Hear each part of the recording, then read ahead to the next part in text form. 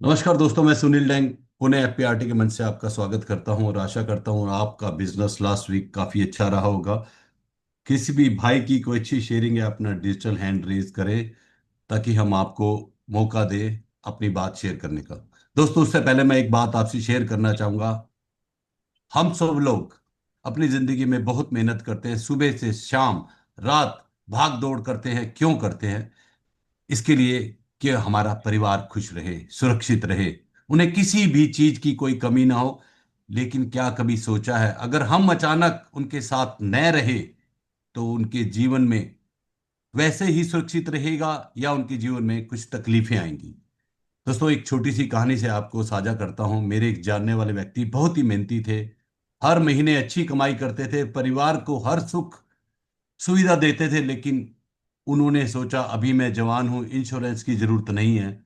अचानक उनकी मृत्यु होगी। परिवार के पास घर चलाने के लिए तकलीफें आई, बच्चों की पढ़ाई में तकलीफें आई, भविष्य में तकलीफें आई, बहुत तकलीफें आई। दूसरी ओर एक और व्यक्ति थे जिन्होंने अपनी आमदनी का 5% या 7% निकाला और अपने लाइफ इंश्योरेंस लिया।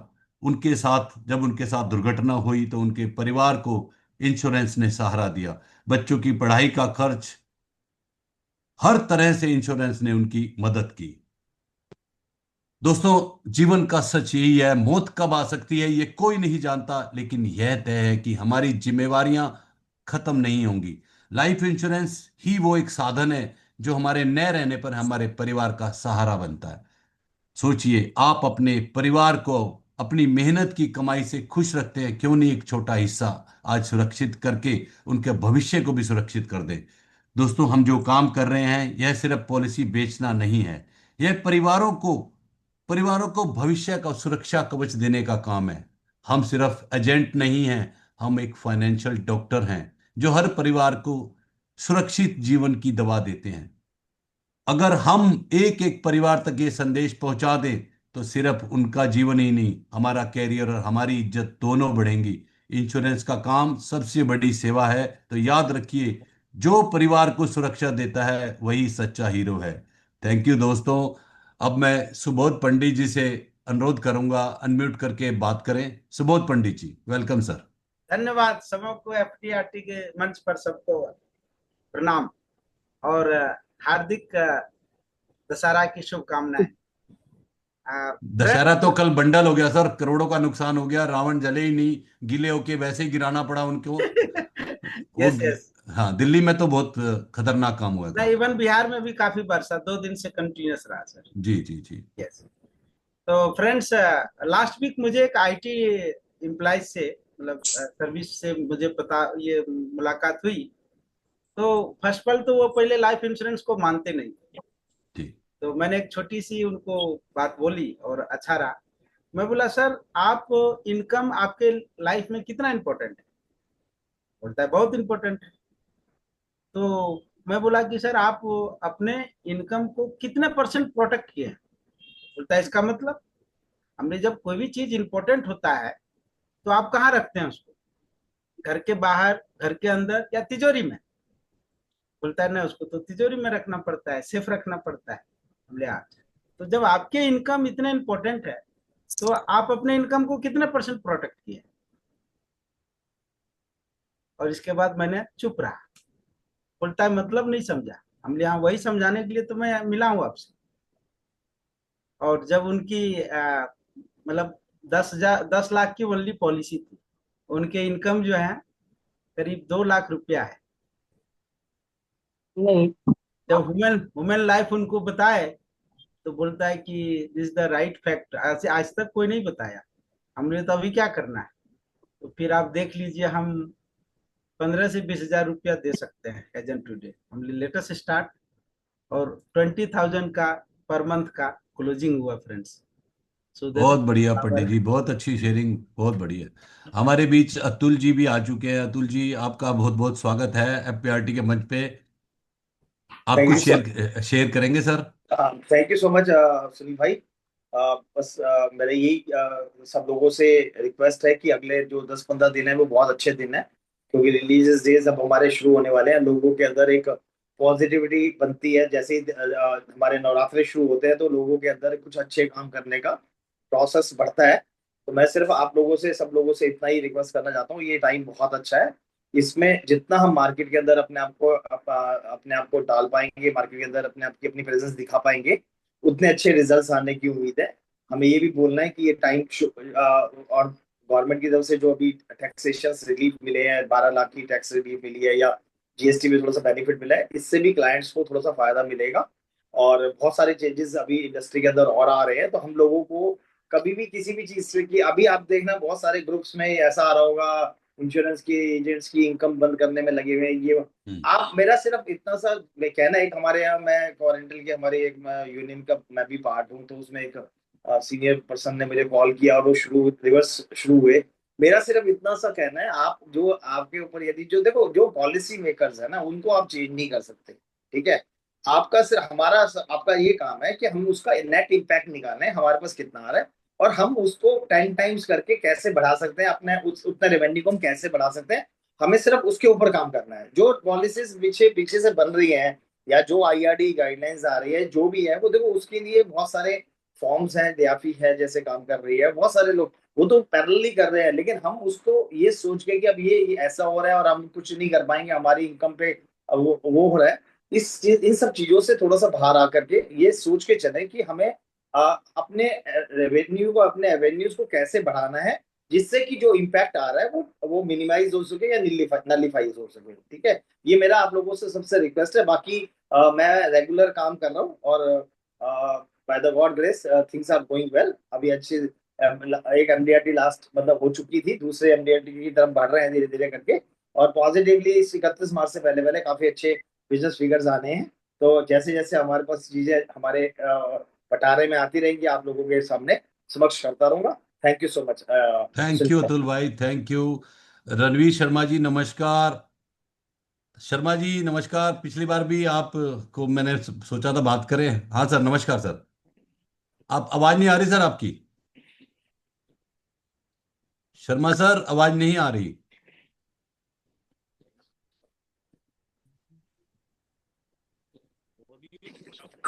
हाँ, हेलो हेलो हेलो। अब म्यूट में हो गया है। हाँ।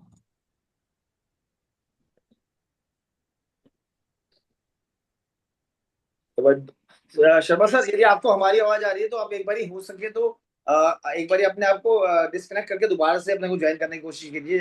हो सकता है कि कहीं पे कुछ एरर ओके रहा सर। होगा, प्लीज है। हाँ, जब तक आ, आप आ, आ गया, आ आ गया, गई आ आ गई, गई आ आ गई गया, आ गई आ गई आवाज। सर, आ गई, आ गई। अच्छा, हमने सुन सर, लिया, आपने बोला जब इसका तक। सर हाँ। सभी नहीं प्रतिभाशाली नहीं। और सुयोग्य जितने भी नहीं है बात। सर कम। आवाज अच्छा, कम आ मैं रही है। अब एक अब बार रीज्वाइन करिए आप सर। रीज्वाइन करके आ जाइए, हम आपको दोबारा सुन लेंगे सर। हमारे साथ आईएमटी गुरु अशोक कालरा जी है। अशोक जी नमस्कार। नमस्कार नमस्कार आप कुछ फ्रेंड्स। कुछ शेयर करें आप। बिल्कुल बिल्कुल, जैसा अतुल भाई ने बताया कि ये इस समय बिजनेस का माहौल है। आफ्टर श्राद्ध और नवरात्रों के बाद जो है एकदम से त्योहारों का सीजन आ जाता है, और एकदम मार्केट में लोगों की चहल पहल बिल्कुल इस तरीके से हर चीज हमारे फेवर में काम करने लग जाती है कि ये जो अगले 3 महीने हैं, अक्टूबर नवंबर और दिसंबर, ये 3 महीने हमारे को वो रिजल्ट दे सकते हैं जो पिछले 9 महीने के अंदर हम नहीं कर पाए। बहुत बढ़िया, अगले बहुत। 3 महीने सिर्फ और सिर्फ हमारे को एक ही चीज पे फोकस करना है, which is in your control. हमारे कंट्रोल में सिर्फ और सिर्फ एक ही चीज है, दैट इज मीटिंग। हम मीटिंग कंट्रोल कर सकते हैं। क्या करेगा कस्टमर, लेगा नहीं लेगा, प्रीमियम ज्यादा देगा कम देगा, सारी ऑब्जेक्शंस को अगर दरकिनार करके रख दें, सिर्फ और सिर्फ मीटिंग पे फोकस करें। और मेरा अक्सर ये मैं कहता हूँ, एलसीडी का इस्तेमाल करें, लेट कस्टमर डिसाइड। बहुत जो भी बढ़िया। वो कस्टमर डिसाइड करेंगे वो अपने लिए अच्छा डिसीजन लेंगे। बस इतनी सी बात को अगर मद्देनजर रखकर हम अपनी अपनी बहुत बढ़िया। प्रेजेंटेशंस देंगे तो बहुत अच्छे रिजल्ट्स इन 3 महीनों के अंदर हमारे को मिलने वाले हैं। बहुत ही बढ़िया, बहुत ही बढ़िया। दोस्तों, और कोई शेयरिंग हम नहीं लेंगे, 8:11 हो चुके हैं। अब मैं हमारे सुरेश कुमार अरोड़ा जी से अनुरोध करूंगा। सुरेश कुमार अरोड़ा जी, पहले आप 2 मिनट की शेयरिंग करें, उसके बाद आज के स्पीकर को जैसे भी सेट हाँ। करे हो। सुरेश अरोड़ा जी। हाँ जी, नमस्कार। नमस्ते सर, नमस्ते। एक बार देखना राजेश भाई कौन बोल रहे हैं उनको। हाँ, सुरेश जी बोलिए। हाँ, नमस्कार दोस्तों, मेरी आवाज आ रही है सबको? आ रही है सर, आ रही है, आ रही है सर। अब जैसे काला जी बोल रहे थे कि त्योहारों का समय है, और ये समय हमारे हिंदुस्तान में ऐसा है कि हम ये बहुत अच्छा समय है हमें रिलेशन बिल्डअप करने का, और हमारा बिजनेस भी रिलेशन के आधार पे चलता है। तो हमारा ये 2-3 महीने में सिर्फ दो ही काम करने हैं: activity, activity, activity, meeting, meeting, meeting. Appointment की बजाय मीटिंग करना स्टार्ट करें हम, बहुत क्योंकि बढ़िया। अपॉइंटमेंट में सामने वाला सोचने लगता है कब बुलाऊं, कैसे, कहाँ बुलाऊं, कब बुलाऊं या ना बुलाऊं। इसलिए बेटर यही है, एक्टिविटी करें हम और मीटिंग करें। बहुत बढ़िया। Meeting, meeting, meeting. अब ये 3 महीने में अगर हम इस एजेंडे पे काम करेंगे तो मुझे आशा है कि हमारे जीवन में हमारे जो बिजनेस है उसको हम अपन ऊंचाइयों तक ले जा पाएंगे। और दूसरी बात यह है, इस समय बैंकों का भी रेट ऑफ इंटरेस्ट जो है ना, वो LIC के जीवन अक्षय के रेट के लगभग पैरिटी में आ चुका है। बिल्कुल। तो हम इस प्रोडक्ट को भी बड़े अच्छे से कस्टमर के सामने रख सकते हैं। Thank you very much. अब बहुत बढ़िया। आज मैं I am very much proud दोस्तों कि मैं आज ऐसे शख्सियत से आपका को इंट्रोड्यूस करना चाह रहा हूं जो हमारे म्यूचुअल फंड इंडस्ट्री के डायनामिक लीडर हैं और लीजेंडरी हैं, और इनका अनुभव, इनका 35 वर्षों का एसोसिएशन म्यूचुअल फंड इंडस्ट्री के साथ है। और ये ये महानुभाव है श्री राकेश त्रिखा जी। और त्रिखा जी का एसोसिएशन 33 साल तो रेगुलर UTI म्यूचुअल फंड के साथ रहा है। आपको सबको मालूम है कि कंट्री का one and the oldest mutual fund UTI है। और इनका शुरू से एसोसिएशन UTI से रहा है, और इन्होंने हर लेवल पे, ग्रास रूट लेवल पे, जोनल लेवल पे, नेशनल लेवल पे काम किया है, और specially in sales, marketing and operation. और इन्होंने अपने, इनका लॉन्ग एसोसिएशन जो है ना एंड रिच एक्सपीरियंस सेल्स में ही है। और हम भी सारे सेल्स के बंदे हैं और मार्केटिंग के बंदे हैं। तो आज हमारे को त्रिखा साहब से जो गाइडेंस मिलेगी वो रिमार्केबल मिलेगी, मैं ऐसा समझता हूं। और आगे त्रिखा साहब का जो अनुभव है इतना अच्छा है, इन्होंने अपने टेन्योर में एक लीडरशिप का पोजीशन भी हेल्ड की, और साथ साथ उन्होंने कई अच्छे अवार्ड विन किए, जैसे आपका best zonal head award, best channel head award. और इन्होंने हर चैनल पे, चाहे वो रिटेल हो, आपका बैंकिंग हो, इंस्टीट्यूशन हो, डिस्ट्रीब्यूटर चैनल हो, सब पे बड़ा अच्छे लेवल का काम किया है। मैं भी मेरा परिचय इनसे UTI म्यूचुअल फंड से ही हुआ है, और मैं भी UTI से 1988 से जुड़ा हुआ हूँ। तो दोस्तों, मैंने इनको जब भी सुना है बहुत ही मतलब मार्केबल और तरह से हमारे को समझाते थे। और आज ये जनवरी 2023 तक UTI के साथ थे। उसके बाद इन्होंने सिट्रस एडवाइजरी ज्वाइन किया, और वहां पे भी नेशनल सेल्स हेड, और he was responsible for development of PMS business with citrus company. उसके बाद करंटली दोस्तों he has joined as a national sales head in wealth in company, that is a AMC, asset management company, और साथ साथ इनका जो अनुभव है आज जो हमें मिलने जा रहा है दोस्तों, बहुत ही सुंदर होने वाला है। और हम सब सेल्स के हैं, इनके हर सेगमेंट आप असाइनमेंट में देखो, सेल्स मार्केटिंग और कुछ नहीं है। तो दोस्तों हम भी उसी वही काम कर रहे हैं।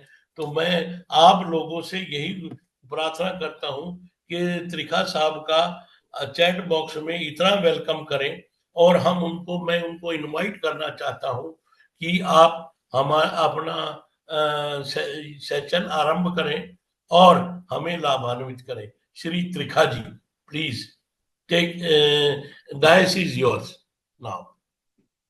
Thank you, Aurora ji, for your kind words. I'm blessed and I'm feeling really thankful कि मुझे ये मौका मिला। अरोरा जी, आपने ये FPRT एकदम प्रोफेशनल लोगों के साथ रूबरू होने का, और मैं कुछ कुछ बातें करना चाहूंगा आप लोगों से। अरोरा जी, मैं सुन पा रहा हूँ, मेरी आवाज क्लियर आ रही है? हाँ जी, हाँ जी, हाँ जी, जी। हाँ जी।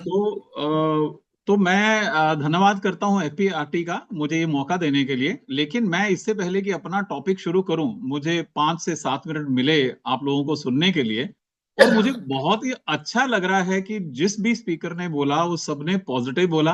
अतुल जी ने जैसे बोला कि फेस्टिवल का सीजन है और हमें काम करना चाहिए, लगे रहना चाहिए। आपने बोला सर मीटिंग मीटिंग मीटिंग। और सर कालरा जी ने तो बहुत ही अच्छा बोला, IMC BMC। IMC मेरा बहुत ही फेवरेट टॉपिक है, in my control and what is not in my control. इस पे फिर कभी बात करेंगे। बट मैं अपना लेक्चर शुरू करूं उससे पहले मैं बहुत मोटिवेटेड हूं आप लोगों से मिलके और इस प्लेटफॉर्म पे आके। तो आज का जो हमने टॉपिक सिलेक्ट किया कि जनरली बात करेंगे, मैं अपना 30-32 साल का एक्सपीरियंस आप लोगों से शेयर करना चाहता हूं, जिसका हमने टॉपिक का नाम रखा है वेल्थ क्रिएशन पे चर्चा या वेल्थ पे चर्चा। अभी देखिए, इसको हम बहुत ही सिंपल भाषा में बात करें तो बेसिकली 3-4 स्टेप हम लोग वेल्थ क्रिएशन में कवर करना चाहेंगे। कि हम लोग सबसे पहले तो इनकम कैसे जनरेट करें, ठीक है, उसमें शायद मुझे लगता है कोई प्रॉब्लम नहीं है। The way we are growing in India, absolutely no issues. फिर जो इनकम जनरेट करते हैं उसमें से सेविंग का कितना पोर्शन रहना चाहिए, कहाँ रहना चाहिए, इमरजेंसी के लिए रहना चाहिए, बैंक में रखना चाहिए, फिक्स डिपॉजिट में रखना चाहिए, बहुत ही सिंपल चीजें हैं। उसके बाद आता है कि हम सेविंग्स में से कितना पोर्शन इन्वेस्टमेंट करते हैं। आई थिंक वो एक बहुत बड़ा टॉपिक हो जाता है कि क्या सेविंग, अभी आप लोगों ने बात किया कि इंटरेस्ट रेट जो इंश्योरेंस के हैं और बैंक्स के हैं, लेकिन क्या वो सफिशिएंट है आने वाले टाइम में हमारी सेविंग्स और इन्वेस्टमेंट को एक अच्छा सा कॉर्पस बनाने के लिए? May be not. उसके बाद है कि फिर हम कहाँ पैसा लगाएं, कौन से एसेट्स में पैसा लगाएं, बॉन्ड्स में लगाएं, इक्विटी मार्केट में लगाएं, म्यूचुअल फंड में लगाएं, या और बहुत सारे प्रोडक्ट्स आ रहे हैं PMS और AIF। तो किस में लगाना चाहिए, किसका लगाना चाहिए, शायद इस पे मैं थोड़ा थोड़ा आपसे बात करना चाहूंगा। और फिर लास्ट में आ जाता है कि हम सब ये जब करते हैं तो हमें रिस्क कंट्रोल के लिए क्या करना चाहिए, रिस्क मेजरमेंट या रिस्क को कम करने के लिए हमें क्या करना चाहिए। जैसे हमारा एक इंश्योरेंस बहुत ही अच्छा सब्जेक्ट है, आप सब लोग एक्सपर्ट्स हैं उसमें, तो कहीं ना कहीं हम उसमें रिस्क को कंट्रोल करते हैं। अब अगर हम ये देखें कि वेल्थ क्रिएशन क्या है, मतलब ये तो हमने बहुत बेसिक स्टेप समझे, लेकिन क्यों होना चाहिए, किसके लिए होना चाहिए? मुझे ऐसा लगता है कि वो लोग जो थोड़ी इनकम अर्न करते हैं, या वो लोग जिनके पास बहुत ज्यादा पैसा है, अल्ट्रा रिच, आई थिंक सभी कैटेगरी के लिए wealth creation, wealth preservation, wealth multiplication, सभी फैक्टर्स सभी सेगमेंट्स के लिए बहुत जरूरी हैं। इसके बारे में भी हम बात करेंगे। फिर आ जाता है कि होना क्यों चाहिए। देखो जी, पैसा तो होना ही चाहिए, इसमें तो कोई दो राय है ही नहीं। हमें एंजॉयमेंट के लिए पैसा चाहिए, हमें अपने फ्यूचर के लिए पैसा चाहिए, हमें अपने बच्चों के लिए पैसा चाहिए, और हमें इतना पैसा जनरेट करना है कि हम अपनी आने वाली जनरेशन को एक अच्छा सा लेगेसी पास ऑन कर सकें। तो आई थिंक ये कहीं डिबेट है ही नहीं कि हमें वेल्थ क्रिएशन या मल्टीप्लिकेशन क्यों करना है। अभी हम एक पहला पॉइंट देखते हैं कि जब हम बोलते हैं कि इनकम जनरेशन, तो अभी आप लोगों में से ही किसी ने बोला जो मुझे बहुत अच्छा लगा कि अभी वक्त बहुत अच्छा चल रहा है। देखिए, वक्त जो है वो हमारा फेस्टिवल्स का है, वो तो अपनी जगह पे है ही, लेकिन इस वक्त जो हम एक कंट्री में है ना, भारतवर्ष, वो क्या प्रोग्रेस कर रहा है, कितना उसमें कुछ हो रहा है, वो अगर हम देखें सोचें, मैं थोड़ा थोड़ा सा आपसे बात करूंगा, तो शायद इनकम जनरेशन लोगों के हाथ में कोई इशू है ही नहीं। अभी शायद हम कभी अनएम्प्लॉयमेंट या नौकरी नहीं मिल रहा है, इन सब चीजों की तो बात ही नहीं करते हैं। क्यों नहीं करते हैं? क्योंकि हमारा भारत अभी आप जानते ही हैं, बहुत कुछ महीने पहले फिफ्थ लार्जेस्ट इकोनॉमी बन गया है। आपको अच्छा लगना चाहिए कि हम लोग फिफ्थ लार्जेस्ट इकोनॉमी है वर्ल्ड में। हमारा जो ग्रोथ रेट है जीडीपी का वो 6 to 7% है। हमारा फॉरेन एक्सचेंज बिलियन जो है वो $600 बिलियन है। हम कभी बात करते थे इकोनॉमी, तो मैं जब पढ़ाई किया करते थे तो ये नंबर बहुत ही कम होता था। आप देखेंगे इंडिया में the way digital transformation is happening, इसका एक छोटा सा एग्जांपल दे देता हूँ रोजमर्रा की लाइफ से लिंक करने के लिए। जितना यूपीआई में हम लोग यूज करते हैं ट्रांजैक्शन, शायद दुनिया में इतना होता नहीं है। हमारे कंट्री में 10 लाख के करीब फिनटेक कंपनीज हैं।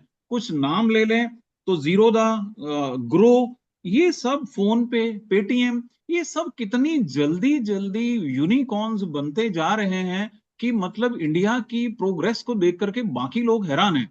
एक एग्जांपल देता हूं, अभी मैंने बिटिया की शादी करी तो मेरे कुछ रिलेटिव्स आए हुए थे, तो एक दिन ऐसा बन गया कि चलो जी आज कोई फोटो सेशन है तो उसमें जीन्स और व्हाइट टी शर्ट होनी चाहिए।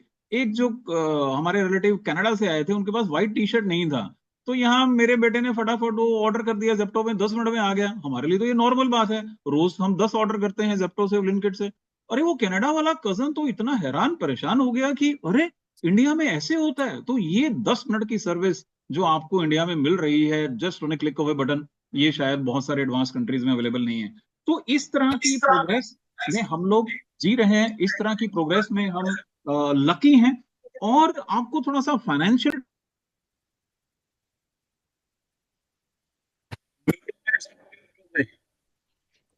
और एक मिनट, राजेश, सुरेश अरोड़ा सर को रिक्वेस्ट करो कि वो अपने आप को म्यूट में रखें, और सर को, तरखा सर को आप अनम्यूट करिए प्लीज।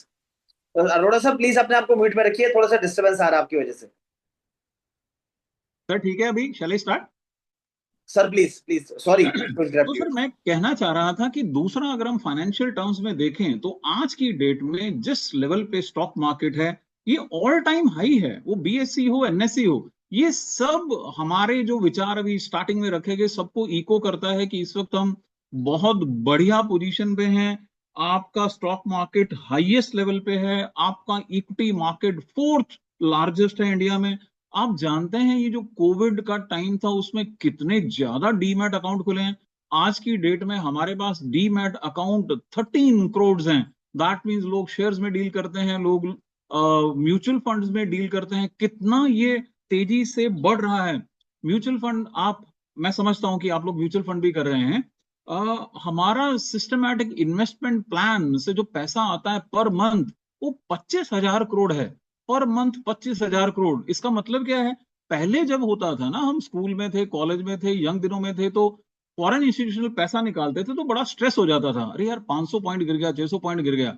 आज की डेट में वो कितना भी पैसा निकालते हैं, आपके यहाँ पे डोमेस्टिक फ्लोज इतने अच्छे हैं कि वो मार्केट को एक स्टेबिलिटी देके रखते हैं। इतना पैसा लगा, इतना पैसा और आ गया। जब आपका रिटेल पार्टिसिपेशन है, ये सिप का जो 25,000 करोड़ पर मंथ आता है, this is pure pure retail money. जब हम रिटेल मनी बोलते हैं तो उसका क्या मतलब होता है कि रिटेल मनी वो है जो आपके पास जब इन्वेस्ट किया जाएगा वो पैसा लंबे समय के लिए रहेगा, अनलेस अनलाइक इंस्टीट्यूशनल पैसा जो कि आता है और बहुत जल्दी निकल जाता है। तो ये एक बहुत बड़ी स्ट्रेंथ है। इसके अलावा ये तो चलो टेक्निकल नंबर्स हैं, लेकिन आप सब लोग ट्रेवल करते हैं, बॉम्बे आएंगे या किसी भी कॉन्फ्रेंस में जाते हैं या पर्सनली ट्रेवल करते हैं, आप देखिए ना एयरपोर्ट पे कितना रश है। कितना फ्लाइट से कितना रश है। एयरपोर्ट छोड़िए सर, आप आजकल हम बहुत ज्यादा मीटिंग्स कर रहे हैं, ये तो मैं पिछले 5-10 साल से देख रहा हूँ। किसी भी होटल में चले जाइए, और मैं होटल की बात कर रहा हूँ 5 स्टार होटल की, देखिए क्या चहल पहल होती है वहां। अभी कल ही बॉम्बे में हमारा एक सहारा स्टार होटल है, वहां पे हमने एक मीटिंग किया था।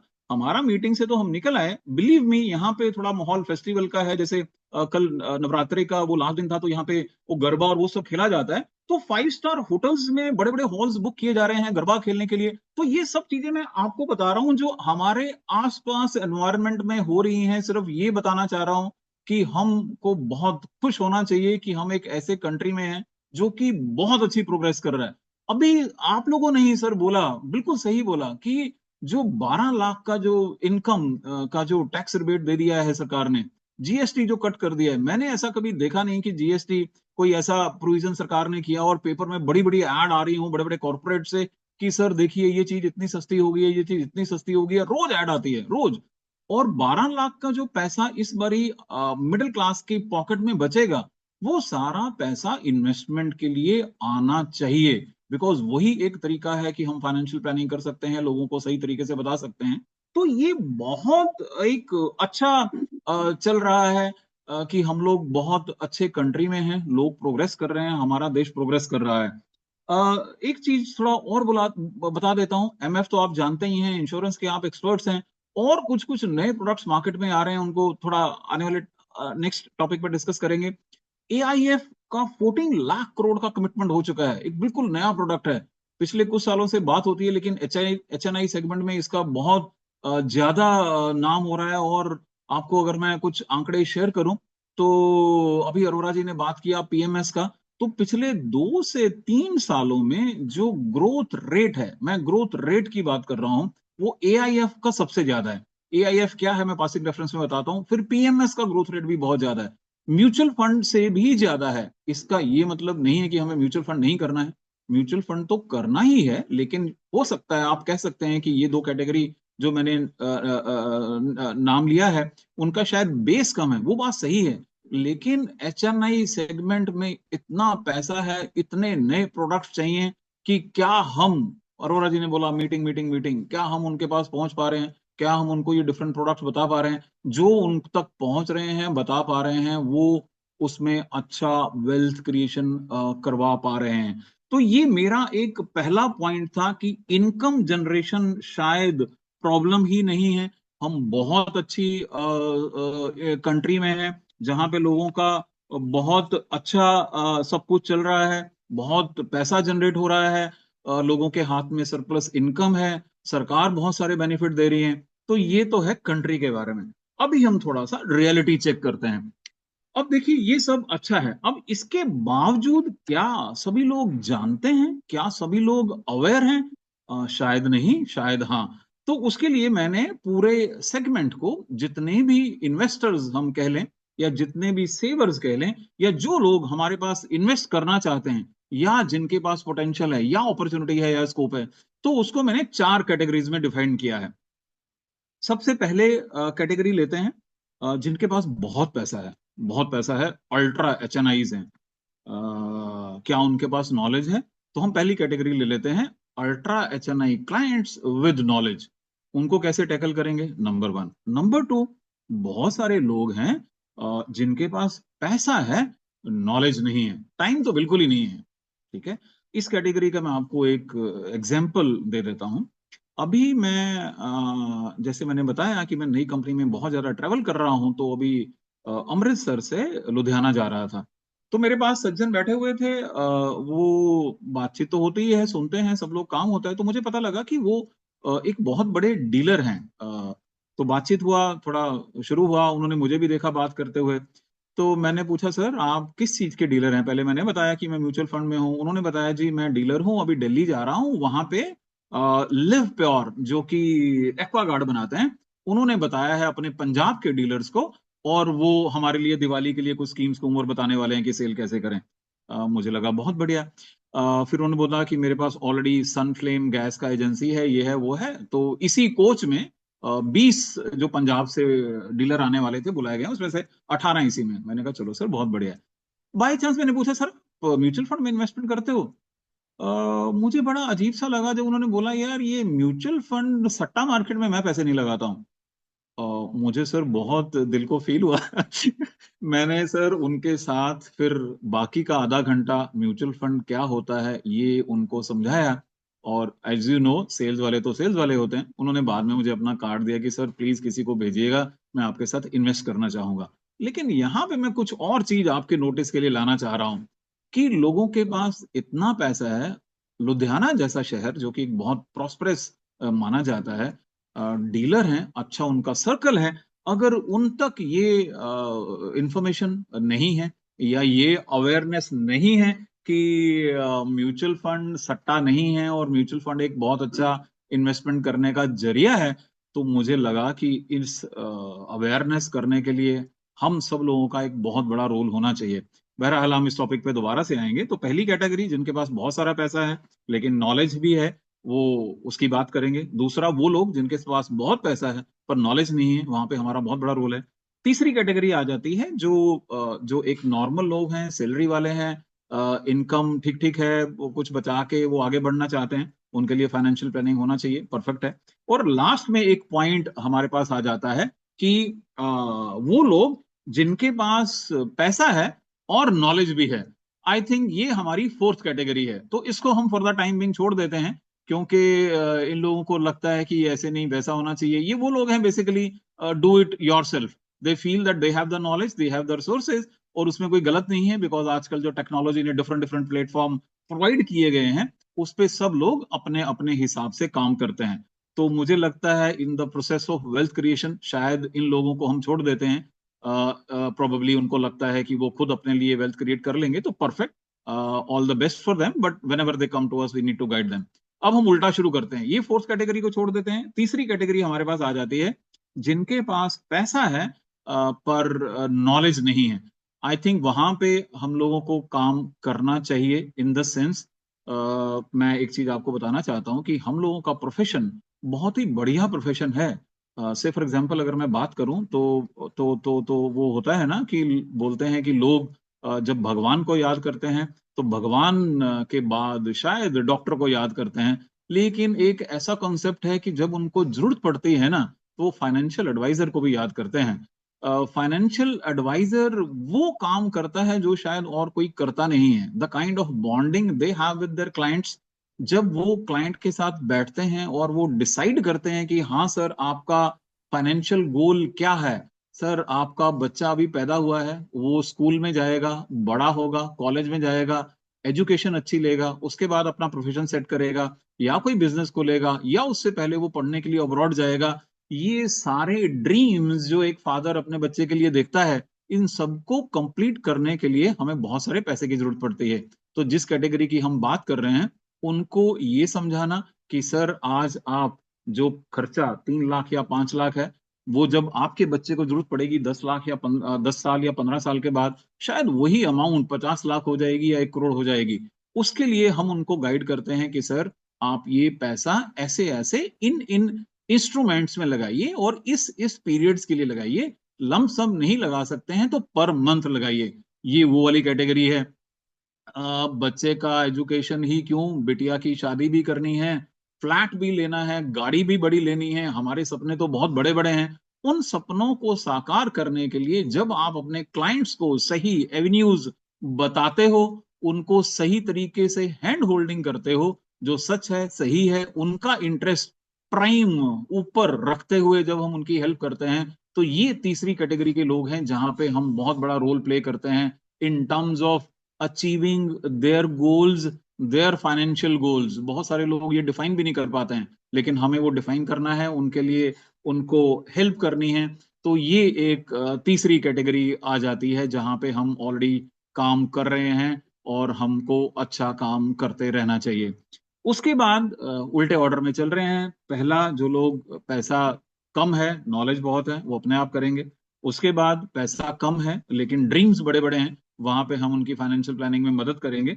फिर दूसरी कैटेगरी वो है जो मैंने एग्जांपल दिया, डीलर वाला। आई थिंक वहां पे भी हमें लोगों से पहुंच के बात करना चाहिए, उनको बताना चाहिए कि सर देखिए, ऐसे नहीं, ऐसा है, क्योंकि उनके पास फुर्सत ही नहीं है। वो सही है, आजकल टाइम सबके पास कम है। सब अपने अपने बिजनेस में पैसा कमाने में लगे हैं, जो कि एक बहुत बेसिक और जरूरी चीज है। लेकिन उस पैसे को जो कमा लिया गया है, क्या वो पैसे से और पैसा कमा सकते हैं? क्या उस पैसे को हम सही तरीके से इन्वेस्ट कर रहे हैं? Is the money which we have earned is working for us, या हमने उसको बैंक डिपॉजिट में छोड़ दिया है, जहां पे जब पता लगेगा कि भाई 6% इंटरेस्ट मिल रहा है और 5% तो इन्फ्लेशन ही चल रही है, तो नेट तो सिर्फ 1% ही हुआ। चलिए कोई बात नहीं, उसमें से 10% 15% इक्विटी में लगाइए। और ये मैं मान के चल रहा हूं क्योंकि आप इंश्योरेंस के एक्सपर्ट्स हैं, तो आपने बेसिक उनकी इंश्योरेंस करवा ही दी है। उसके बाद इन्वेस्टमेंट के लिए क्या वो सही है? शायद मुझे लगता है एक बहुत बड़ी कैटेगरी है, लोगों के पास बहुत सारा पैसा है लेकिन नॉलेज नहीं है, टाइम तो बिल्कुल नहीं है। वहां पे हम कैसे पहुंचे in terms so that we can create wealth for them? I think this is the third and probably the second category in terms of the order what we are discussing. 4 3 2.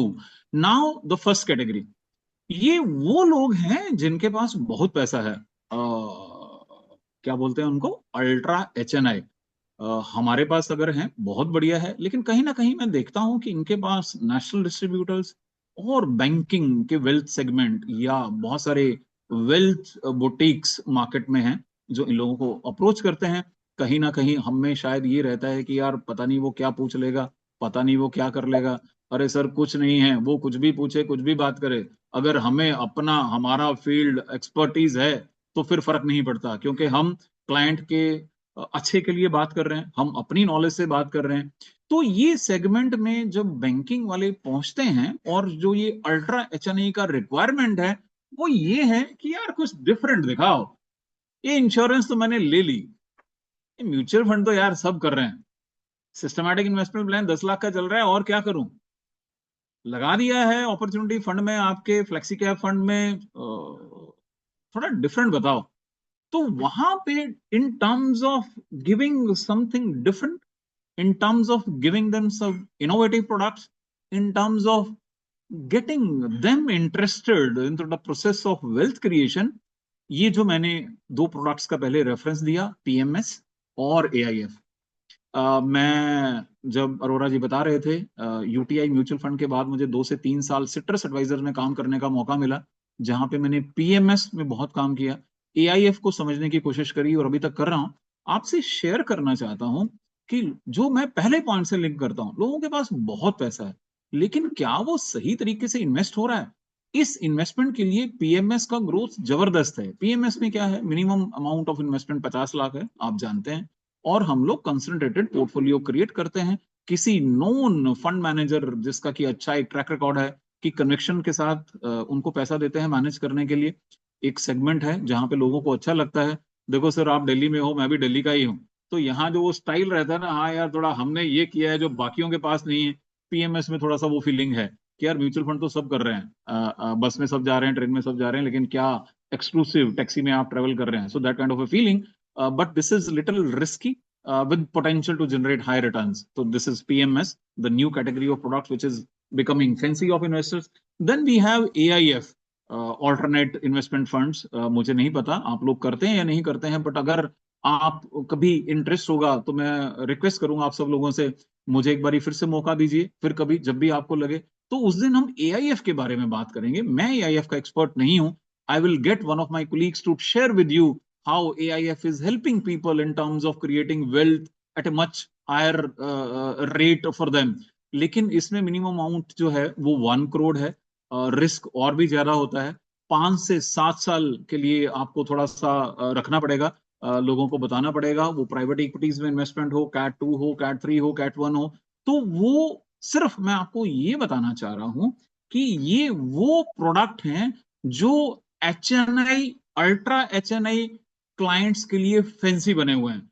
तो देखो जी, मैं तो 30-35 साल में हूं, शुरू में बात करते थे जी बैंक का बहुत डिपॉजिट है, म्यूचुअल फंड में आ जाओ, क्योंकि to keep money into bank account is criminal because you will not get very good returns, please come to the concept of mutual fund.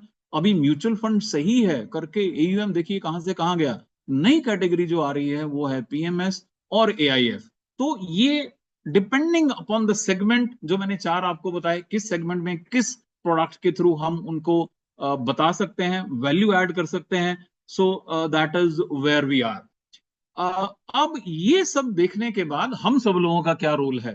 Sir मुझे सिर्फ इतना सा कहना है अपने एक्सपीरियंस से कि इस वक्त हम वो इन्फ्लेक्शन पॉइंट पे हैं, आपका म्यूचुअल फंड में कितना भी AUM हो, कितना भी हो, 1 करोड़ हो, 100 करोड़ हो, 500 करोड़ हो, उसके सामने राइट साइड पे एक छोटी सी फिगर जो सबसे कम वैल्यू रखती है, अगर एक साइड पे लगाई जाए, दूसरी साइड पे लगाई जाए तो सबसे ज्यादा वैल्यू हो जाती है, वो लगा दीजिए। इतना पोटेंशियल है जो आप अर्न नहीं, जो आप अपना AUM ग्रो कर सकते हैं।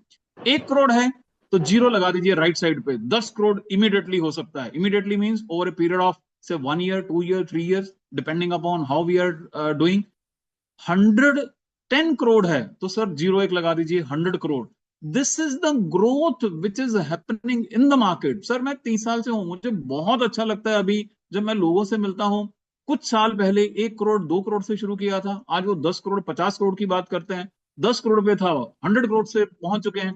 तो it's really really amazing the way the process of wealth creation is helping the so called financial distributors, financial advisors, people like us, people like you in the market. There is lot of opportunity, lot of scope कि लोगों के पास बहुत सारा पैसा है लेकिन उनके पास शायद वक्त नहीं है, शायद पता नहीं है कैसे अर्न करना है। तो आई थिंक वहां पे हमारा एक बहुत बड़ा रोल आ जाता है एज ए फाइनेंशियल एडवाइजर कि हम उनको कैसे हेल्प कर सकते हैं।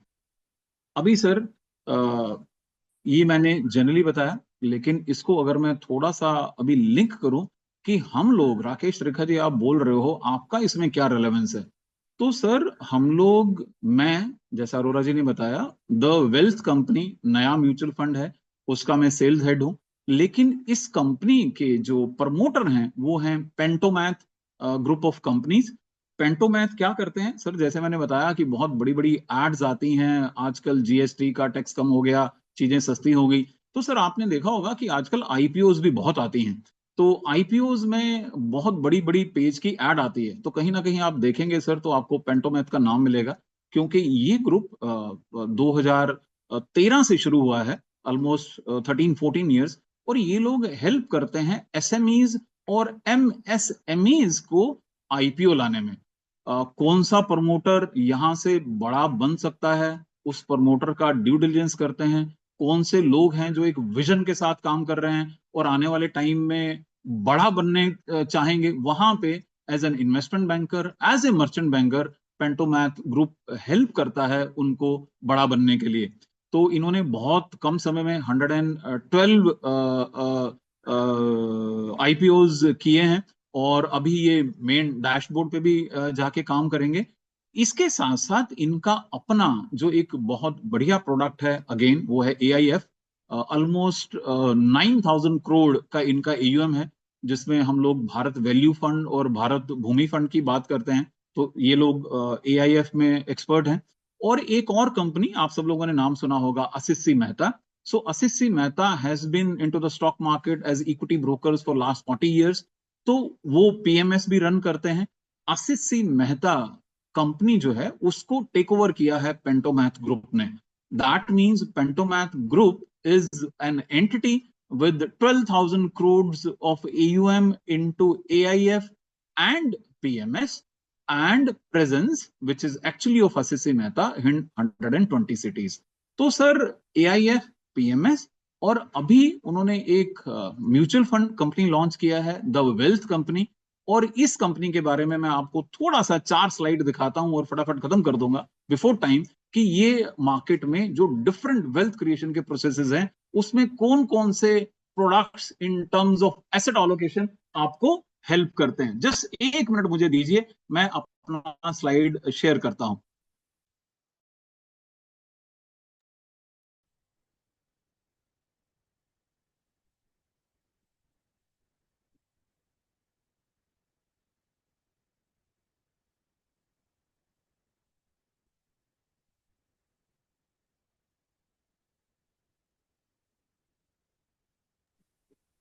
अरोरा जी मेरा स्क्रीन शेयर हो रहा है? बिल्कुल, वेरी मच विजिबल।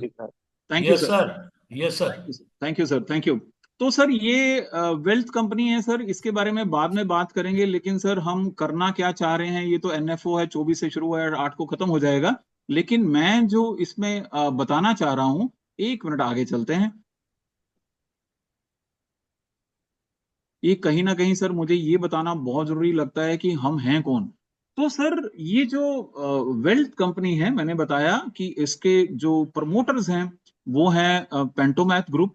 और सर इन्होंने जब अभी एएमसी लॉन्च किया है तो सर मिनिस्ट्री से जो लोग एक्सपर्ट्स हैं, जो लोग पॉलिसी से रिलेटेड हैं, जो लोग कंप्लायंस से रिलेटेड हैं, उन सब लोगों को बोर्ड पे रखा गया है। अभी मैं आपको दिखाता हूँ। फिर मैंने आशीष सी मेहता का आपको बताया। फिर फंड मैनेजमेंट का एक्सपर्टीज, ऑलमोस्ट 12,000 करोड़ का हम लोग एयूएम मैनेज कर रहे हैं। और सर बहुत विजनरी हैं सर, मैं अगर आपको कंपनीज की लिस्ट दूंगा जहां जहां पे इन्होंने हेल्प किया है तो आपको भी लगेगा कि हाँ बहुत ही ग्राउंड लेवल पे काम किया है और बहुत आगे हम लोग जाना चाहते हैं। तो सर इसमें से ये मैं एक स्लाइड आपसे शेयर करता हूँ। ये हैं सर जो मैंने आपको बताया, महावीर लुनावत जो पेंटोमैथ ग्रुप के ओनर हैं, उनकी वाइफ हैं मधु लुनावत जो कि हमारे म्यूचुअल फंड की एमडी एंड सीईओ हैं। सर इनका एक पैशन की बात कर लेते हैं इससे पहले कि हम आगे बढ़ें। Sir she is very very passionate. जो हम बात कर रहे हैं ना वेल्थ क्रिएशन का कि कैसे लोगों के पास पहुंचना चाहिए, तो इन्होंने सर इसी लॉजिक से म्यूचुअल फंड कंपनी एस्टेब्लिश करी है कि हम ज्यादा से ज्यादा लोगों के पास पहुंच पाए, उनको वेल्थ क्रिएशन के तरीके बता पाए, फाइनेंशियल प्लानिंग कर पाए। और उसके साथ साथ इनको लगा कि यार मार्केट में डिस्ट्रीब्यूटर्स ही नहीं है।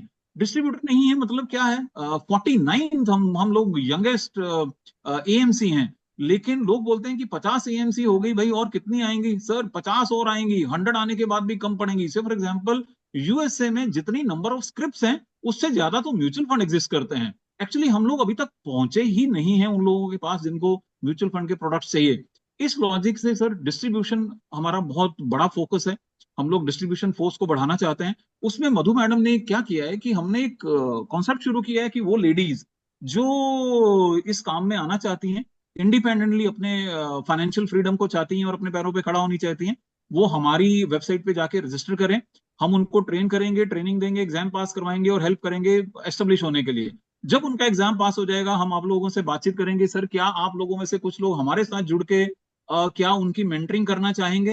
Very very noble cause. और इसको हमने नाम दिया है, शायद आपने इंस्टा पे या टीवी पे ऐड देखा होगा, एमएफ दीदी। तो एमएफ दीदी में जो भी लेडीज रजिस्टर कर रही हैं हम उनको हेल्प करेंगे आगे बढ़ने के लिए और आपकी हेल्प लेंगे करने के लिए। तो सर ये है मधु मैडम का एक पैशन। दूसरा सर आजकल आपने सुना होगा, मैंने पीएमएस और एएएफ का बात किया, एक और प्रोडक्ट है एसआईएफ जिसमें कम से कम अमाउंट है 10 लाख रुपया। ये बहुत दिल्ली बॉम्बे में तो this is becoming the talk of the town. वो 10 लाख के प्रोडक्ट करने के लिए सेबी ने एक रूल बनाया कि आपको एक एग्जाम पास करना होगा।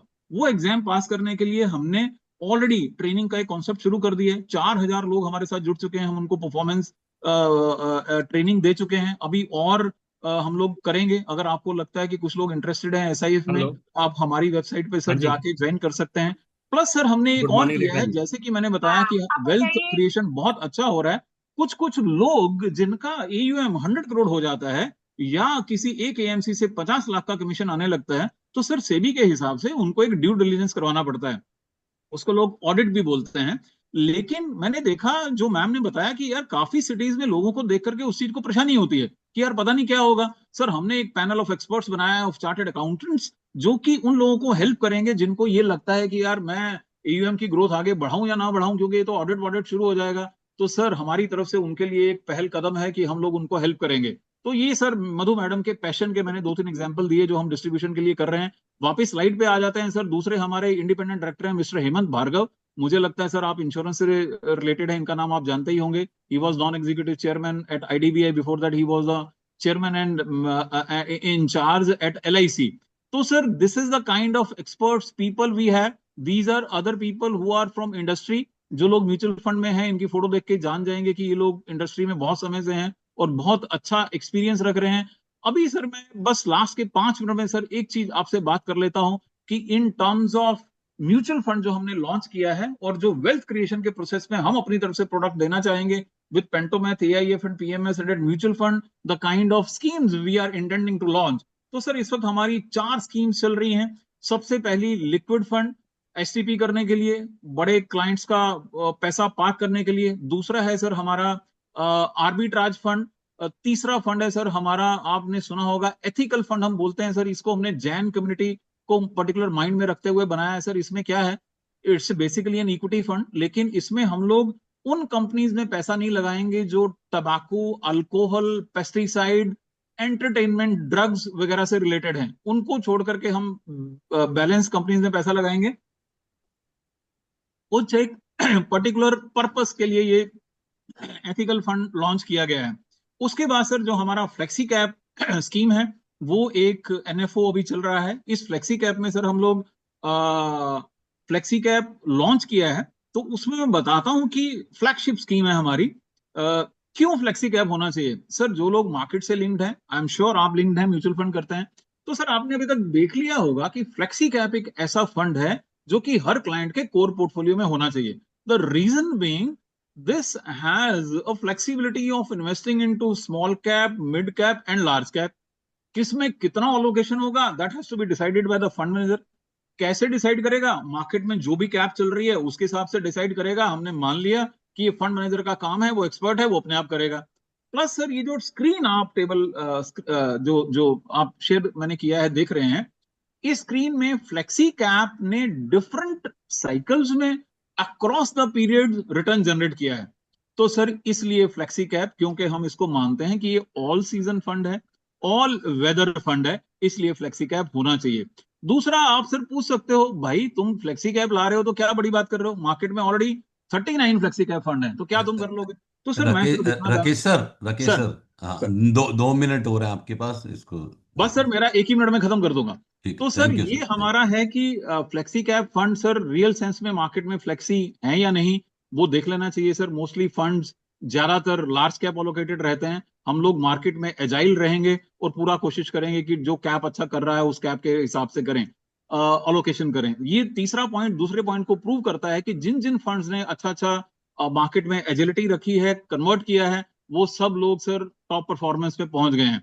और लास्ट में सर मेरा पॉइंट यही है कि सर अगर आप हर कैप में एक नॉर्मल अलोकेशन देख के बैठ जाते हैं या उसको एक्टिवली मैनेज करते हैं, तो एक्टिवली मैनेज फंड जो है वो ज्यादा अच्छी रिटर्न करता है।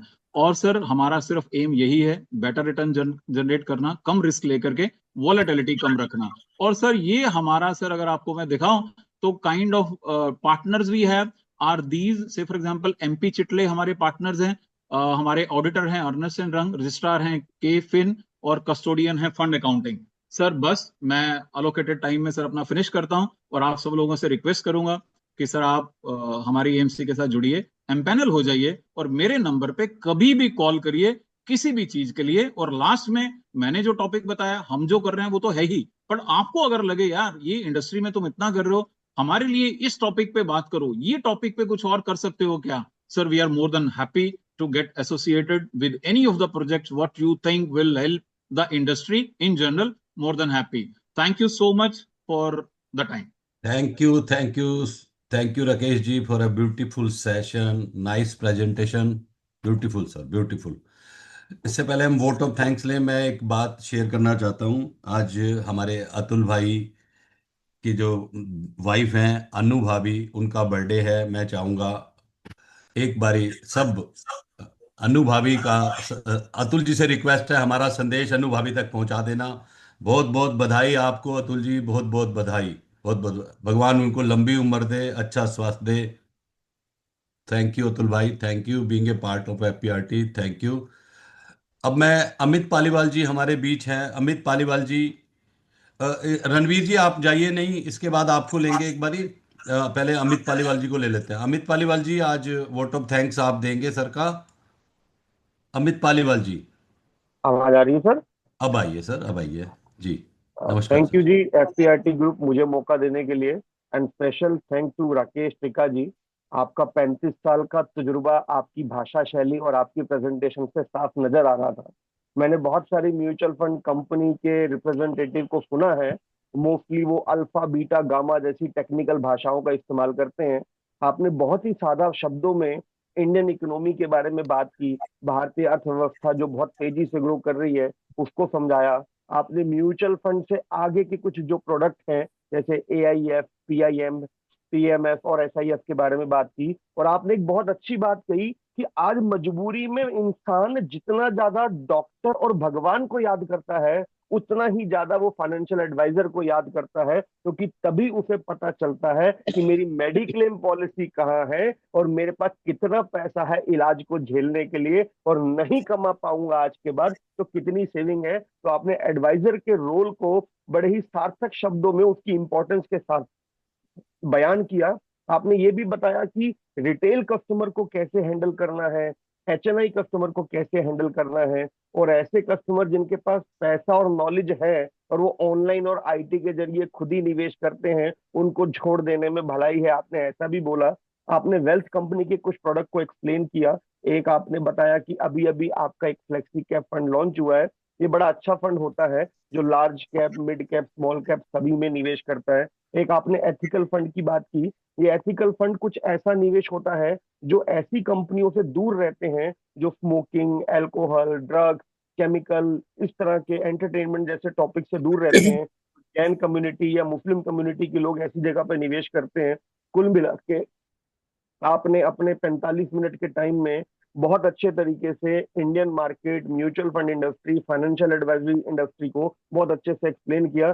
Thank you. और हम आशा करेंगे कि दोबारा भी जब आपको बुलाएंगे तो इसी तरह से मिलते जुलते फाइनेंशियल टॉपिक पे आप दोबारा एड्रेस करेंगे। थैंक यू राकेश टिका जी, एफपीआईटी मंच पे अपना ज्ञान हम सबको देने के लिए। Thank you. Thank you Amit ji, thank you यार, कितना याद कर लिया आपने, 45 मिनट का पूरा ही बता दिया 5 मिनट में। ग्रेट यार, ग्रेट। अब मैं हमारे लियाफी के प्रेसिडेंट हमारे बीच हैं रणवीर शर्मा जी। रणवीर शर्मा जी से रिक्वेस्ट करूंगा थोड़ा बताएं, बहुत डराया जा रहा है, क्या क्या कर